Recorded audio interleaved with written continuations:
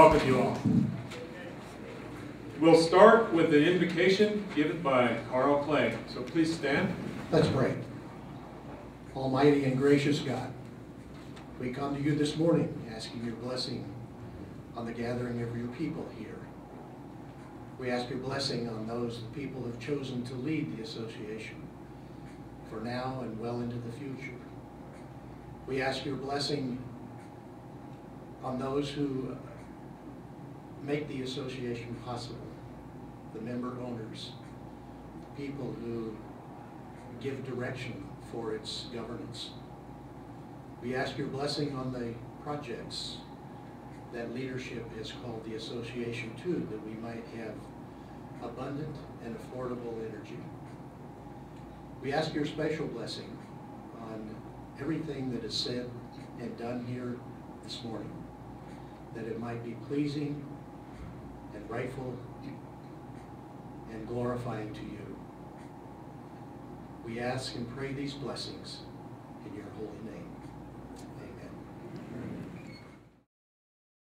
Amen. The Boy Scout Troop 497 from Cedar Edge posts the colors. Color guard, forward, march.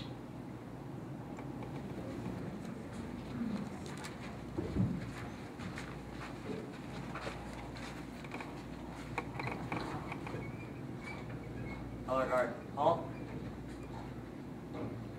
Prepare to post the colors. Post the colors.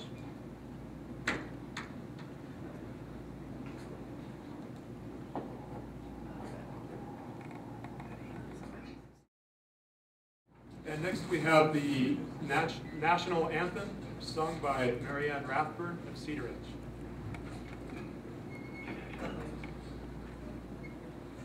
Oh, say, can you see by the dawn's early light what so proudly we hailed at the twilight's last gleaming, whose broad stripes and bright stars through the perilous fight o'er the ramparts we watched were so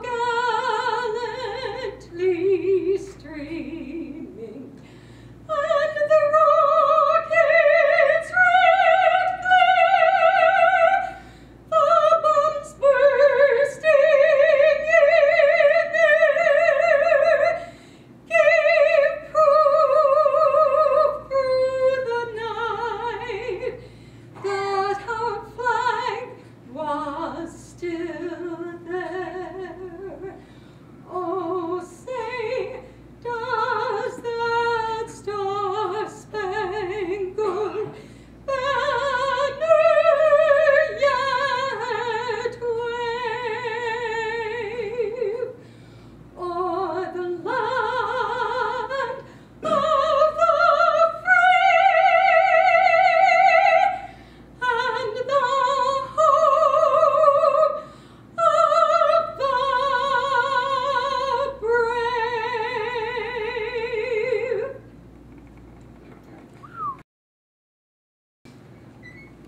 I pledge allegiance to the flag of the United States of America and to the republic for which it stands, one nation under God, indivisible, with liberty and justice for all.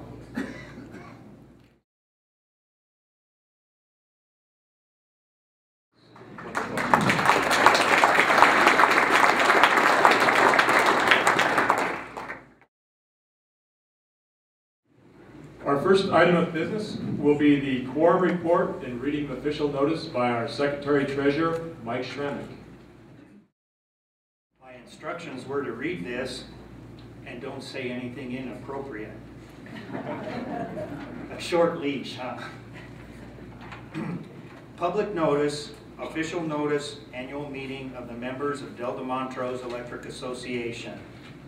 Notice is hereby given of the annual meeting of the members of Delta Montrose Electric Association to be held on Thursday, June 14, 2012 at the Montrose Pavilion, 1800 Pavilion Drive, Montrose, Colorado, for the purpose of electing members to the Board of Directors, for the purpose of passing upon reports covering the calendar year 2011, and for the transacting of such other business as may properly come before the meeting.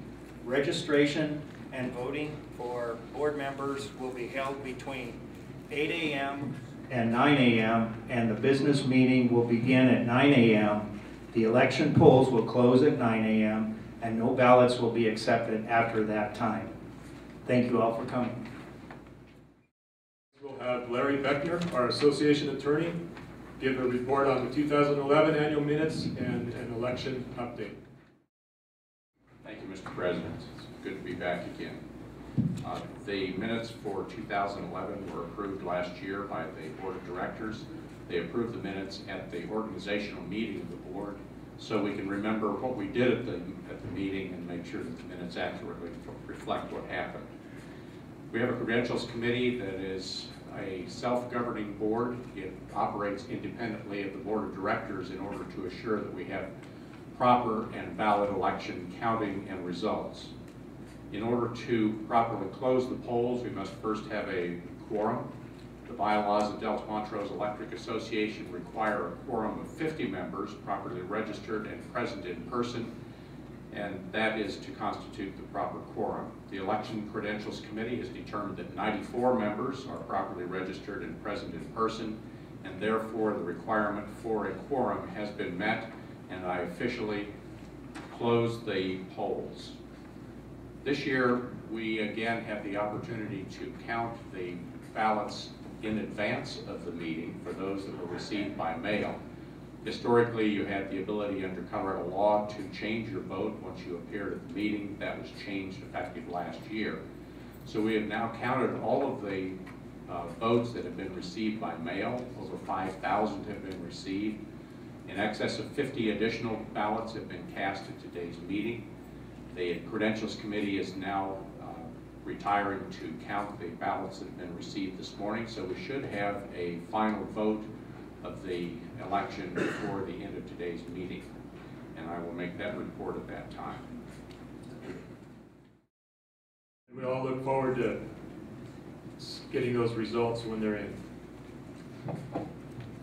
Well, it's a great turnout today. We had to open up the room and seat more people, so I really appreciate your interest in this and everybody coming. I'm honored to be the one who gets to stand up here today and speak to you all about what's going on at DMEA and with the board. I see Les Renfro here in the audience, and I just want to take a minute to thank Les. He was the previous DMEA board president for the previous 7 years, and I just want to thank him publicly because he handed over the reins of this organization to me in very good shape, and want to acknowledge Les for his excellent service on the board.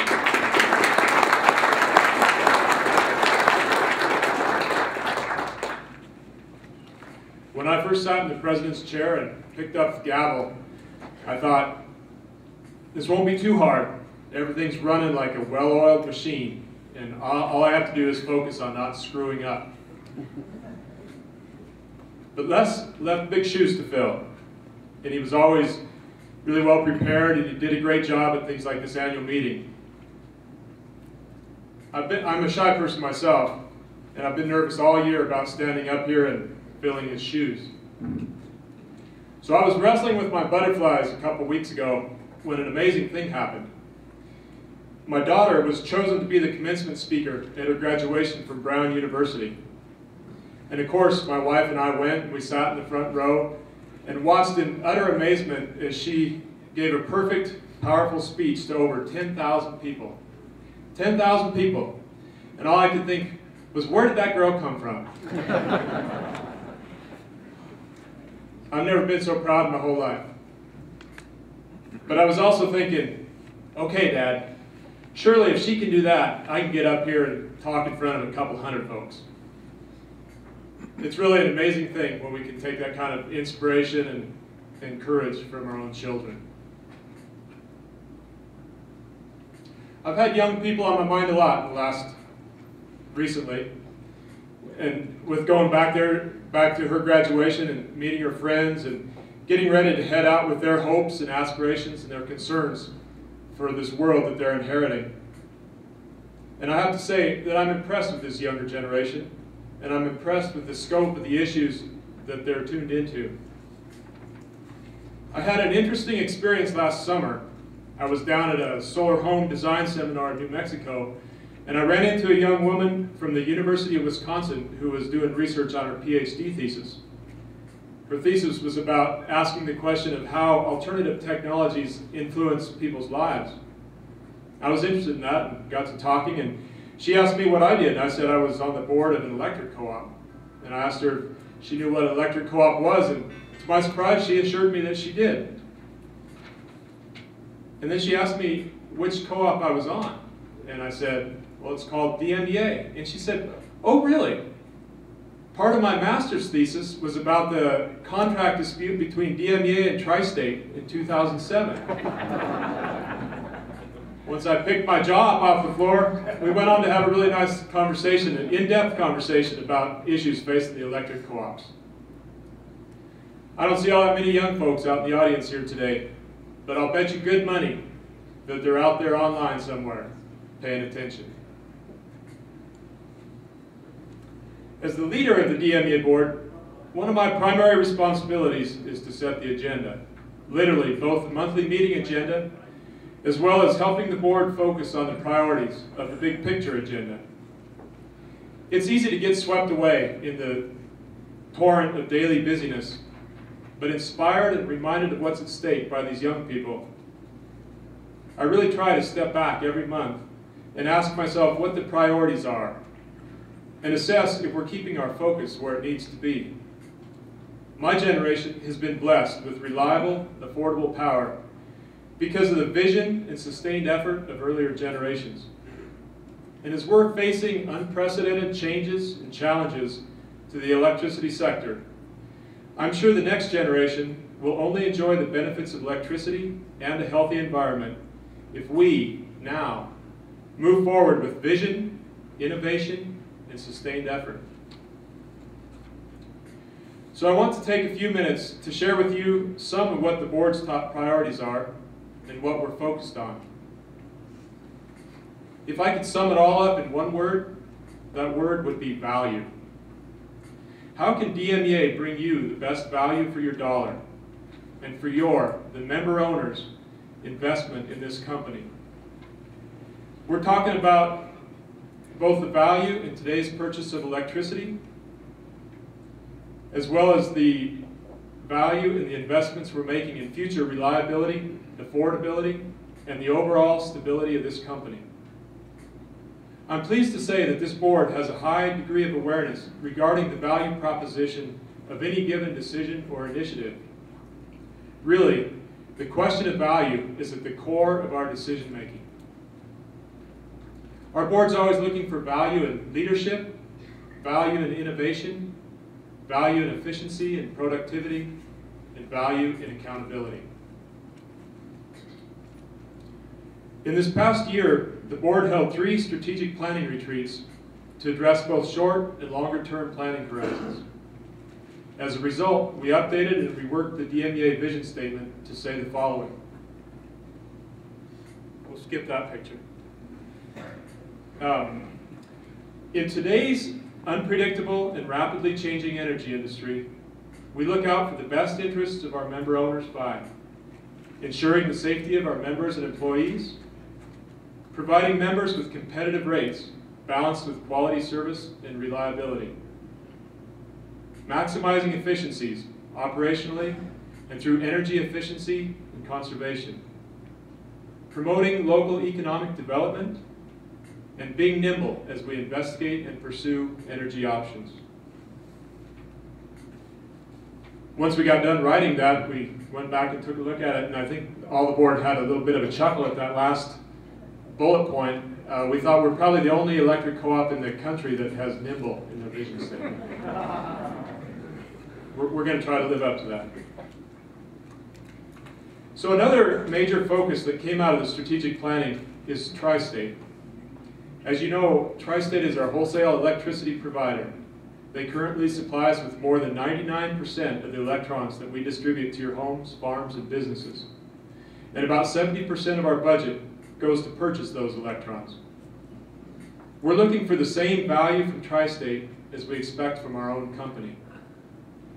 As you may recall, DMEA declined to sign a contract extension with Tri-State back in 2007 that would have extended our all-power requirements contract until 2050. Well, that contract issue is back on the table again, and we are at that table, actively working at trying to resolve some of the remaining contract issues. One very significant issue is our ability to generate more power locally.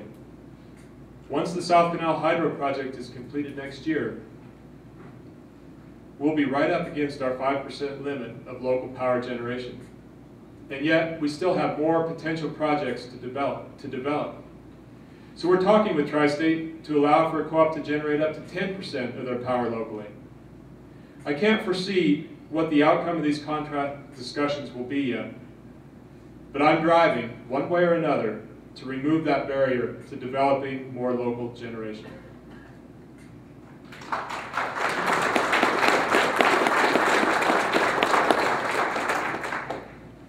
And speaking of the South Canal Hydro Project, that has been and will continue to be another primary focus.